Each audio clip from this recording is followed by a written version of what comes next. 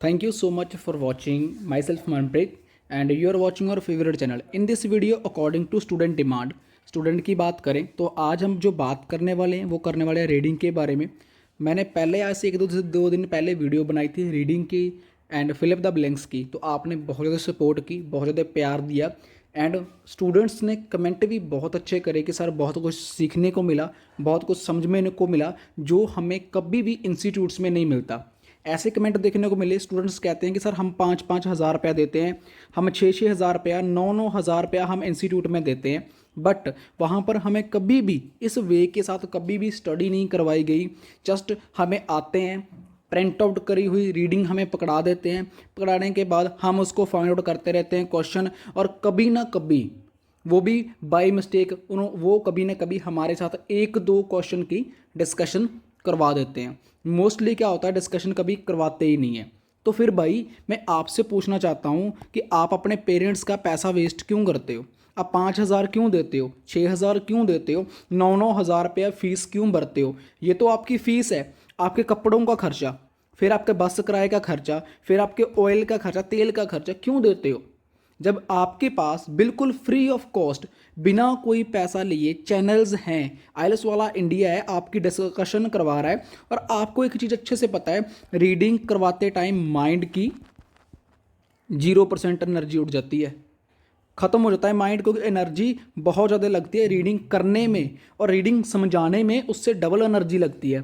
तो मैं आप लोगों की हेल्प के लिए, आप घर पर बैठे, सीरियसली घर पर बैठे आप अपना आइलेस एग्ज़ाम क्लियर कर सकते हो, बहुत अच्छे बैंड स्कोर ले सकते हो, बट सिर्फ आपको ट्रस्ट करना होगा सिर्फ हमारे साथ, आइलेस वाला इंडिया के साथ ट्रस्ट करें। चैनल को ज़रूर सब्सक्राइब करें, इंस्टाग्राम पे हमें ज़रूर फॉलो करें, लिंक आपको डिस्क्रिप्शन में मिल जाएंगे।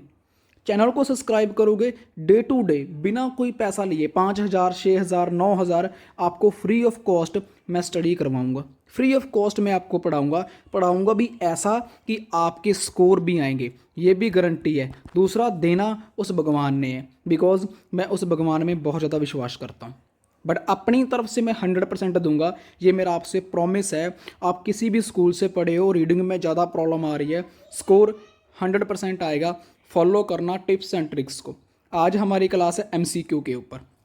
MCQ में सबसे ज़्यादा प्रॉब्लम आती है स्टूडेंट को। एक आइडिया बताता हूँ, कोई भी इंस्टीट्यूट वाला नहीं बताएगा, स्टार्टिंग में ही बता देता हूँ, उसके बाद आइडिया को सुनने के बाद डेफिनेटली सब्सक्राइब जरूर करना यार। आइडिया ये है, हम अपना MCQ करना शुरू करते हैं। जब हम अपना MCQ करते हैं तो हम क्या करते हैं, हम एक क्वेश्चन को भी रीड आउट करते हैं। For example that according to the writer, ये कहते हैं कि राइटर के मुताबिक इवा हैस, जो नाम है लड़की का, कोई मान लो राइटर मनप्रीत मान लो, राइटर मान लो कि जसप्रीत मान लो, सुखप्रीत मान लो, एनीथिंग एल्स, राइटर है, ये नाम रीडिंग में दिया हुआ है, ये एक राइटर का नाम है। वो कहते हैं अकॉर्डिंग टू राइटर, राइटर के मुताबिक is not a well known artist, कि वो ज़्यादा फेमस आर्टिस्ट नहीं है, is a very familiar, is her work, कि वो अपने वर्क के लिए जाना जाता है, अपने काम के लिए जाना जाता है। Is not a good artist, वो अच्छा आर्टिस्ट नहीं है। Is strongly attract by the visual language, कि वो एक विजुअल लैंग्वेज के साथ अट्रैक्ट है। अब उसने क्या कहा कि अकॉर्डिंग टू द राइटर, कि राइटर के मुताबिक वो कौन है, वो अच्छा आर्टिस्ट है, अच्छे काम के लिए जाना जाता है, या फिर वो अच्छा आर्टिस्ट नहीं है, या फिर वो एक बाय विजुअल लैंग्वेज की वजह से बहुत ज़्यादा स्ट्रांगली अटैच्ड है, अट्रैक्टेड है, कि उसके साथ तरफ अट्रैक्टेड है। अब हमने चारों रीड आउट कर लिए, मैंने 4 के 4 ही रीड आउट कर लिए। अब क्या करता हूँ, उसके बाद मैं चला जाता हूँ अपने पैसेज में। अब मैंने क्या करना है, फर्स्ट से पहले मुझे नाम फाइंड आउट करना है। चलो जी, मुझे नाम मिल गया। अब मैं क्या करता हूँ, मैं पैराग्राफ यहाँ से लेकर ये ऐसे ऐसे बड़ा माइंड लगाकर बड़ी 100% एनर्जी के साथ मैं रीड आउट करना शुरू कर देता हूँ। रीड आउट करने के बाद उसके बाद मैं भागा आ जाता हूँ क्वेश्चन के ऊपर। अब मैं फाइंड आउट करता हूँ कि एक्चुअल में क्वेश्चन कौन सा है। बट उसके बाद जब मैं क्वेश्चन को रीड आउट करता हूँ तो मैं क्या हो जाता हूँ, मैं हो जाता हूँ कन्फ्यूज्ड। भाई अब क्वेश्चन का आंसर कौन सा है। जब मैं कन्फ्यूज्ड हो जाता हूँ, मुझे पता ही नहीं चलता कि MCQ का आंसर कौन सा है। माइंड ब्लिंक हो जाता है, माइंड जीरो हो जाता है। फिर हमारे पास सबसे बड़ा एक फॉर्मूला और है, वो है तुक्का। हम क्या करते हैं, हम तुक्का लगाते हैं और तुक्का हमारा सम टाइम सही हो जाता है, सम टाइम हमारा रॉन्ग हो जाता है। जिसका हो जाता है सही वो कहता है कि बल्ले बल्ले बल्ले बल्ले, और जिसका हो जाता है रॉन्ग वो कहता है कि यार मुझे नहीं समझ आता, मैं तो छोड़ रहा हूँ आइलस। तो आप लोगों को छोड़ने की ज़रूरत नहीं है। जस्ट आपने क्या करना है, जस्ट वन थिंग, आपने वन थिंग करनी है। आपने सबसे पहले जब भी MCQ आते हैं आपने ये चीज़ें रीड आउट ही नहीं करनी। ABCD आपने रीड आउट ही नहीं करना। सबसे पहले आपने ओनली क्वेश्चन को रीड आउट करना है। क्वेश्चन को रीड आउट करने के बाद, क्वेश्चन को रीड आउट करने के बाद आपने फिर जाना है इसकी लोकेशन के ऊपर। लोकेशन के ऊपर जाकर आपने उस क्वेश्चन का आंसर रीड आउट करना है। कहाँ तक? यहाँ तक आएगा, यहाँ तक आपने क्वेश्चन का आंसर रीड आउट करना है। एंड उसके बाद आपने ABCD में से एक चूज करना है, एक क्वेश्चन का आंसर। देखते हैं यहाँ पर उसने क्या कहा, according to the writer, writer के मुताबिक। अब मुझे क्या करना है, राइटर के मुताबिक क्या सिस्टम है वहाँ पर। सबसे पहले है the visual language apart in these art work in unfamiliar, की जो विजुअल लैंग्वेज है वो आर्ट वर्क है इस काम के लिए। मीन्स कि उसने कहा familiar is a work hard strongly, उसने कहा अट्रैक्टेड है। यहाँ पर वो कहता है कि एक जानी पहचानी जाती है एज द आर्टिस्ट, कि ये दोनों को आर्टिस्ट के मुताबिक ले गया। अब आता है इवा हेंस, जो भी उस लड़की का या लड़के का नाम है। Her work as exacting to the distributing for many Hans supplementary reference essentially to the body, कि जो काफ़ी ज़्यादा उसका वर्क है जो फैला हुआ है और उसको एक as a essentially to the body, body की तरफ से अट्रैक्ट किया जाता है। अब उसने क्या कहा, हमारी visual language apartment in these art work is unfamiliar. अब यहाँ पर उसने कॉमा लगा दिया, as as as is the artist Hans. यहाँ पर उसने साफ साफ एक चीज़ बोल दी है कि जो आर्टिस्ट है, जो एक ऑथर है, उसने ऑथर का नाम भी ले दिया है। जहाँ पर उसने visual language art work unfamiliar की मीन्स कि वो एक अनफेमिलियर है, मीन्स कि वो ज़्यादा फेमस नहीं है, ज़्यादा जाने पहचाने वाला ऑथर नहीं है। यहाँ पर विजुअल लैंग्वेज की बात की है, यहाँ पर उसने ठीक है विजुअल लैंग्वेज की बात की है, बट यहाँ पर उसने अट्रैक्ट नहीं बोला, अट्रैक्ट नहीं है उसकी तरफ। यहाँ पर उसने ये बात ही नहीं कही कि is a not a good artist, good artist की बात ही नहीं की। सबसे पहले हम एक चूज़ करते हैं कि उसने is a very familiar is a her as work, कि वो अपने काम के लिए काफ़ी ज़्यादा फेमस है, इसकी बात उसने करी नहीं करी। Is not a good artist, good artist है यस नो, इसकी बात करी नहीं की। अब हमारे पास ऑप्शन है सिर्फ A और D। Is not a well not artist, कि वो एक वेल नॉट ज़्यादा जहाँ जाना पहचाना नहीं है। अब उसने कहा इज़ ए स्ट्रांगली अट्रैक्टेड, कि स्ट्रांगली अट्रैक्ट है वो अपनी विजुअल लैंग्वेज की तरफ। बट उसने कहा क्या कहा, apparent in these art work, वो जस्ट अपने काम को लेकर उस चीज़ की तरफ थोड़ा सा लेबोरेट था, बट अनफेमिलियर, कि वो ज़्यादा फेमस नहीं था। Is the artist in a Hans, कि अब जो हमारे क्वेश्चन का आंसर है वो है A, बिकॉज वह यहाँ पर लिखा हुआ है is not a well non artist, कि वो ज़्यादा फेमस नहीं था। वहाँ पर उसने एक सिनोनियम को यूज़ किया। सिनोनियम भी कौन सा है, अनफेमिलियर, कि ज़्यादा पहचान जिसकी ना हो उसे बोलते हैं अनफेमिलियर। सो हमारे क्वेश्चन का जो आंसर है ईजिली हमें मिल चुका है, और मैं 100% उम्मीद करता हूँ कि आपको थोड़ी सी दिमाग की बत्ती आपकी भी जली होगी, बिकॉज दो तो हमारे कट हो गए, कंपैरिजन आ गया A और D का।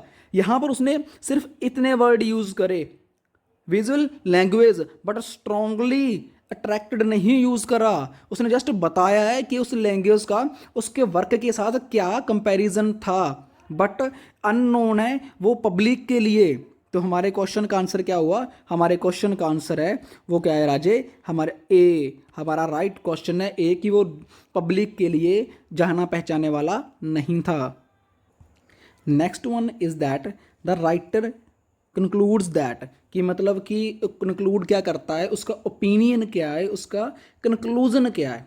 अब हम सिर्फ अपने पैराग्राफ पे जाएंगे कि राइटर का कंक्लूजन क्या है, एक्चुअल में वो कहना क्या चाहता है। तो ये इसका आंसर भी हमें नेक्स्ट लाइन में ही स्टार्ट हम यहाँ से करते हैं। यहाँ पर तो हमारा सेकंड क्वेश्चन ये आ चुका था। अब नेक्स्ट वन जो हैसी died of a brain tumour 1997 at the age of 34, कि जो वो लड़की थी हैसी, वो 1997 में वो उसकी डेथ हो गई थी। तब उसकी जो एज थी वो कितनी थी, वो 34 थे। इट मस्ट बी इनकेपेबल एंटिबिलिटी देयर फोर, कि उसकी एक जो इनकेपेबल थी, एंटिबिलिटी मीन्स कि उसकी जो जितना उसने किया, जितना भी उसका एक्सपीरियंस था, उसकी एबिलिटी थी, उसकी नॉलेज थी, वो हम कभी भी जोड़ नहीं सकते। तो देयर फोर, आगे हमारा क्वेश्चन का आंसर मिल सकता है therefore that her work, देखिए हमारा क्वेश्चन का answer, therefore that her work was read in the context of the time where it has, कि उसने क्या कहा कि जो उसका काम था वो रीड किया जा सकता था context of its time where it has, कि जहाँ पर उसको जितना टाइम था वो where it has until recently been largely abandon. इसका मतलब अबेंडेंड का मतलब होता है छोड़ दिया, मतलब उसको लीव कर देना, कि उसने लार्जली था कि उसको छोड़ दिया था, मतलब कि उसको इग्नोर कर दिया था, छोड़ दिया था, लीव कर दिया था, किसको, अपने कॉन्सेप्ट वर्क को, ज़्यादा वर्क उसने किसके ऊपर किया, जो उसने रिसेंटली अपना शुरू किया था। अब हमारे क्वेश्चन का आंसर देखते हैं। इसमें बात उसने क्या की है, राइटर इंक्लूड्स दैट, उसने बात की है हैंस वर्क इज टाइमलेस, इसकी बात उसने नहीं की, ठीक है। Second is the understanding of Hans work and recently been interpreted only in the concept of time, इसकी बात जरूर की है उसने। Next one, Hans work is a product of her time, product की बात नहीं की, of her time and is not relevant of the modern world, इसकी बात भी नहीं करी, ये भी हमारा कट हो गया, मीन्स दो तो हमारे कट हो गए। अब यहाँ है work is easy to read, अब ठीक है उसने रीड की बात करी है, यहाँ पर उसने वर्क की रीड की was read in the context, read की बात की है, बट उसने ईजी की बात नहीं करी। Work is easy to read, इसकी रीज वर्क इज़ ईजी की बात उसने नहीं कही, ओनली रीड की बात करी है, यही थोड़ा सा डिफरेंस होता है हमें रीडिंग को समझने का, ठीक है। उसने बात की सिर्फ किसी की है, वर्क इज ईजी। अब मानते हैं बी की, अब उसने क्या कहा, द अंडरस्टैंडिंग, तो स्टार्टिंग में उसने क्या कहा था यहाँ पर, इनकेपेबल में उसको समझना, उसको डिसाइड करना कि वो किस टाइप से, उसकी मतलब कि क्या सोचने शक्ति थी, इसका मतलब क्या होता है अंडरस्टैंडिंग, मतलब मीन्स कि उसको घुमा कर दिया गया। Recently has interpreted only in the concept of time, कि रिसेंटली वो चीज़ करी गई, उस चीज़ को रोक दिया गया, तो यहाँ पर उसने क्या किया है, लार्जली अबेंडेंड मीन्स को छोड़ दिया गया। अब मतलब कि जो मेरे क्वेश्चन का आंसर है, यहाँ पर रीड की बात तो जरूर करी है, बट वर्क इज ईजी की बात नहीं करी, तो मेरा डी भी नहीं हो सकता। अब मेरा जो नेक्स्ट क्वेश्चन निकल कर आया है, जो मेरा आंसर है वो कौन सा है, वो है मेरा आंसर बी। मेरा बी आंसर एक राइट आंसर है फॉर माई राइटर कंक्लूड्स से, मीन्स कि राइटर का जो कंक्लूजन है वो क्या है, एक बी इस क्वेश्चन का आंसर है। अब चलो सी की बात करते हैं।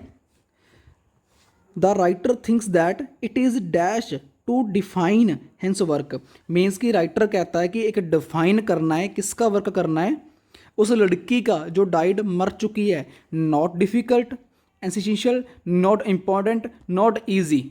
अब इन तीनों में से कौन सा आंसर निकल कर आता है, चलो इसकी बात भी देखते हैं। Writer thinks that it is dash define his work, अब इसका जो हमें क्वेश्चन है वो नेक्स्ट पैराग्राफ में ही मिलना चाहिए। अब वो क्या सोचता था कि writer thinks that define work, हमें क्या फाइंड करना है, ये फाइंड आउट करना है, ये हमें नेक्स्ट ही देखने को मिलेगा। और नेक्स्ट यहाँ पर हमारा Hans work given the influence the culture of the question seems amount avoid the latest about the thematic about life family history we may the field from a little narrow translation of her art Hans, ओ ये रहा, Hans work is a much more ambiguous and funny than some rather literal reading would have us believe। इसका मतलब है कि जो उसका work था वो एक तरह से फनी देन है सम रैदर, वो फनी वे में नहीं था। उसने यहाँ पर कंपैरिजन किया गया है कि वो जो भी काम करते थे वो स्पष्ट मीन्स कि एक सीधा काम था उनका, सीधा डायरेक्टली जिसे बोलते हैं। एम्बिगियस का मतलब होता है डायरेक्टली स्पष्ट कर देना, सीधा सीधा बोल देना। Means work is a much more, उनका मतलब काम जो बिल्कुल सीधा था। And funny then some rather literal reading would have us believe, कि कुछ फनी वे में, funny then some rather literal readings, कि उसको पढ़ना इतना ज़्यादा मुश्किल था, मतलब पढ़ना इतना फ़नी नहीं था, जहाँ इतना एहसान नहीं था, जहाँ फिर इतना ईजी नहीं था। ये कह सकते हो आप। वुड हैव अस बिलीव, एक विश्वास के ऊपर वो चीज़ बनी हुई थी कि उसको इन फ्यूचर भी हो सकती है। एंड नेक्स्ट वन उसने यहीं पर हमें क्लियर कर दिया है कि उसका काम जो इतना ज़्यादा ईजी वगैरह नहीं था। तो अब सबसे बड़ी प्रॉब्लम है डिफ़िकल्ट। डिफ़िकल्ट को यहाँ पर दो वर्ड्स हमारे पास आते हैं, नॉट इम्पॉर्टेंट तो आ नहीं सकता एंड बी भी नहीं हो सकता। अब प्रॉब्लम में क्या है, नॉट डिफ़िकल्ट या फिर नॉट ईजी। और डिफ़िकल्ट हम किसको मानेंगे, डिफ़िकल्ट होता है कि जब मैं कुछ कर रहा हूँ तो मुझे कुछ ना कुछ प्रॉब्लम फेस करने को मिल रही है, तब तो मैं मानूंगा कि हाँ मुझे डिफ़िकल्टी आ रही है।